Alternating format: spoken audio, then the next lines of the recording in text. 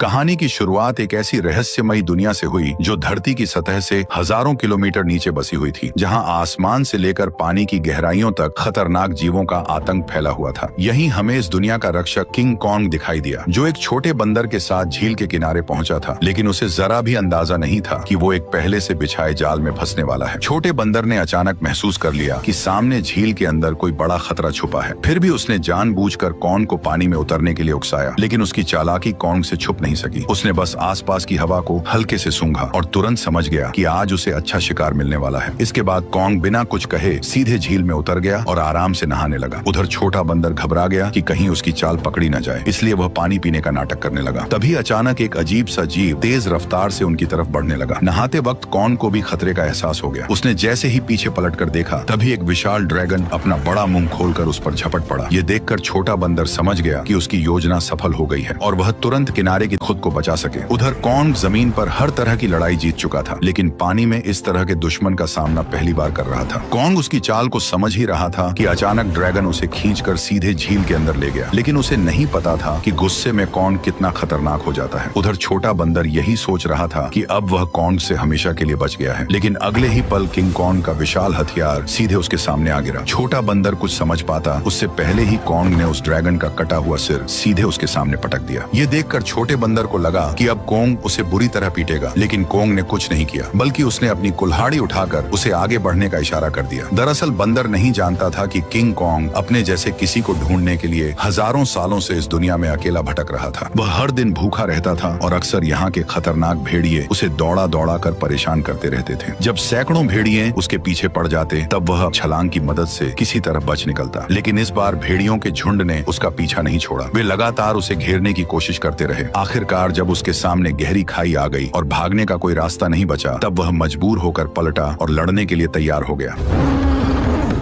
भेड़िए सोच रहे थे कि इस बार शिकार आसान होगा, लेकिन उन्हें अंदाजा नहीं था कि किंग कॉन्ग पहले से ही जाल बिछाकर बैठा था। जैसे ही एक भेड़िए ने छलांग लगाई, तभी अचानक कॉन्ग का जाल एक्टिव हो गया और भेड़िया तुरंत ट्रैप में फंस गया। गड्ढे में गिरते ही लकड़ी के नुकीले भाले भेड़िए के आर पार निकल गए। सही मौका देखते ही कॉन्ग ने तुरंत पेड़ का भारी तना उठाकर गड्ढे में फेंक दिया। जैसे ही जाल एक एक करके एक्टिव हुए, पहाड़ से बड़े बड़े पत्थर लुढ़कते हुए नीचे गिरने लगे और भागने की कोशिश कर रहे भेड़िए वहीं फंस गए। लेकिन धुआं छटते ही कुछ जिंदा बचे भेड़िए फिर भी शिकार छोड़ने को तैयार नहीं थे। गुस्से में किंग कॉन्ग ने एक भेड़िए की लाश पकड़ी और अपनी ताकत दिखाते हुए उसे जोर से फाड़कर 2 टुकड़ों में बांट दिया। ये देखकर बाकी बचे भेड़िए डर के मारे पूंछ दबाकर वहां से भाग गए। हालांकि शिकार मिलने के बाद भी किंग कॉन्ग के चेहरे पर कोई खुशी नहीं थी, क्योंकि उसके मुंह के सड़े हुए दांत ने उसे बहुत परेशान